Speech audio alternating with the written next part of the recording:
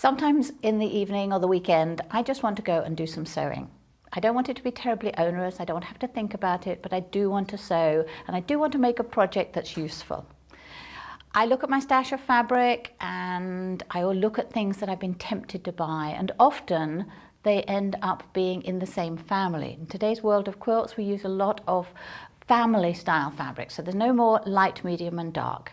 And this is actually a really easy quilt to make with a 10-inch square. You need a bundle of 10-inch squares, so if you've bought a layer cake from someone like Hannah's Room or any of the Moda fabrics, families come in layer cakes, or you could make your own series of layer cakes, then this is a really quick and easy quilt to make, and I'm sure you're going to enjoy it.